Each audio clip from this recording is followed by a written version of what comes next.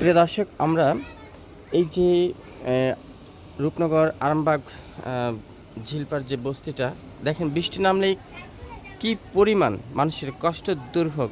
তো এই বিষয়ে আমরা এখানে একটা দোকান আছে, দোকানে এখনও পানি ওঠে নাই। তো আমার এই ভাইয়ের সাথে একটু কথা বলে এই এলাকার বিষয়ে একটু জানবো সংক্ষেপে। আসসালামু আলাইকুম ভাই। আসসালামু আলাইকুম। এটা তো এই যে আপনার রূপনগর থানার ঠিক আশেপাশে আরামবাগ বস্তি বলা হয়। আরামবাগ ঝিলপাড়ের পাশে রজ্জব কমিশনার সাহেব যখন ছিল, তো তখন পাশেই এই তার অফিস ছিল। তো এখন এই যে আপনারা এত দুর্ভোগ কীভাবে স্বীকার করে আপনারা থাকছেন? এখন বৃষ্টি হলেই তো পানি হয়, এটার জন্য তো যারা আছেন কি ভালো মতো দেখলেই হয় আর কি। পিছনে যে আপনার খালগুলো আছে, জি, খালগুলো মনে হয় একটু ক্লিন করে দিলে এই পানিটা বেশি একটা জমে না সবার জন্য একটু ভালো। এই যে এই গলিটার ভিতরে বিশেষ করে যার যার বাড়িওয়ালা, তো কয়েকটা বাড়িওয়ালার নাম বলবেন? আমি জানি না নাম, শুনেছিলাম কায়ুম সাহেবের, কায়ুম ভাই আছে বেশ কিছু ঘর, না? আমি নতুন দোকান জানি না। আচ্ছা ঠিক আছে, ধন্যবাদ আপনাকে। আপনারা জানেন এখানে বাড়িওয়ালারা এইভাবে কিভাবে দুর্ভোগ শিকার হয়ে আছেন, জানেন এই বিষয়ে কিছু? এখানে মনে করেন যে বস্তি যেগুলো আছে এগুলো তো অল্প একটু বৃষ্টি হলে। আপনার নাম কি? আমার নাম কায়ুম। আপনি? ও আচ্ছা, আপনি শুনেছি এর আগে, মানে আরেকদিন আসছিলাম, তো শুনেছিলাম যে আপনার আর আরও যারা আপনাদের ঘর উঠায় আপনারা আছেন, তো নিজেরা থাকেন? আমরা নিজেরা থাকি। নিজেরা থাকেন, তো নিজেরা থাকেন।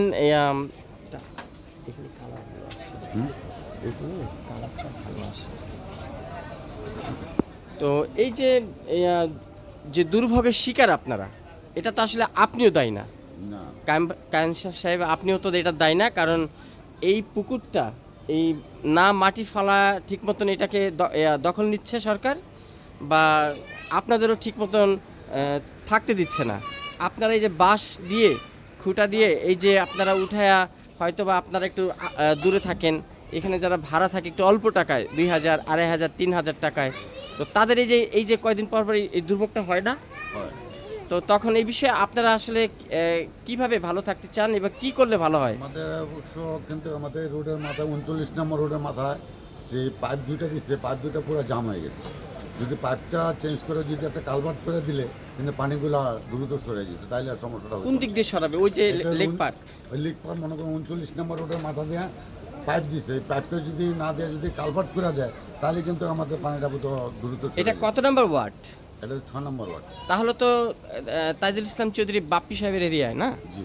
তো আপনারা তাদের সাথে যোগাযোগ করেন না, কিছু বলেন না? যোগাযোগ তো আমরা করছি, ওনারা তো মাঝে মধ্যে প্রায় পরিষ্কার করে, ময়লাগুলো পরিষ্কার করে তো মনে করেন যে পানিটা দ্রুত সরে যাচ্ছে না ঠিক মতন। ধন্যবাদ আপনাকে। আমরা কাউন্সিলের সাথে যোগাযোগ করব। প্রিয় দর্শক, দেখেন কত মানুষ পানি ময়লা পরিষ্কার করে, কয়েকদিন পর পরই কাউন্সিলর সাহেব নিজেও আসেন, আইসা ময়লাগুলো পরিষ্কার করার লোকজন দিয়ে, তারপর দ্রুত পানিটা কিন্তু সরে না কিন্তু। তো এই এমপি মহোদয় এখানে যোগাযোগ করেছেন? না, এমপি মহোদয় কালকেও আমাদের এখানে আরামবাগ মালিক সমিতি অফিসে আসছিল, তখনও বলে গেছে যে আল্লাহর মধ্যে কিন্তু এটা কিছুদিনের মধ্যে পরিষ্কার করে দেবে, হয়ে যাবে। আচ্ছা, ধন্যবাদ। আচ্ছা, একটা খালার সাথে কথা বলছি। প্রিয় দর্শক, আপনি এলাকায় থাকেন? ও আচ্ছা, তো এই যে দেখেন কত কষ্ট হচ্ছে আপনাদের, কিভাবে থাকেন একটু বলবেন? কারণ আমরা গরিব মানুষ থাকি, কষ্ট করি, আমাদের এলাকা কেউ কোনো খোঁজ খবর নেয় না। এই যে মসজিদ বানাইছে, মসজিদ, আপনারা তো ভোটারও, এখানকার ভোটার না? এই যে মসজিদের যত পায়খানার পানি যা আছে আমাদের ওই ঘরের কোনা দিয়া নামে, তারা কোনো গ্যারাজ্য নেয় না। তারপরে যে রাস্তার ড্রেন বন্ধ হয়ে গেছে, যত পানি, বৃষ্টির পানি যা হয় আমাদের এদিক দিয়ে নামে, তারা কোনো গ্যারাজ্য নেয় না। গ্রাহ্য নেয় না, না? জি না। আচ্ছা আচ্ছা, প্রিয় দর্শক, আসলে যদি গ্রাহ্যই না করা হয়, যদি অ্যালাউই করা না হয়, তাহলে এই মানুষগুলোর কি হবে? আর বৃষ্টি বাদল কয়দিন পর পর লেগেই থাকে। আর এটা একটা পুকুর, একটু যদি ঘর দরজা ভেঙে পড়ে যায়, সবচেয়ে বড় যে বিষয়টা আপনাদেরকে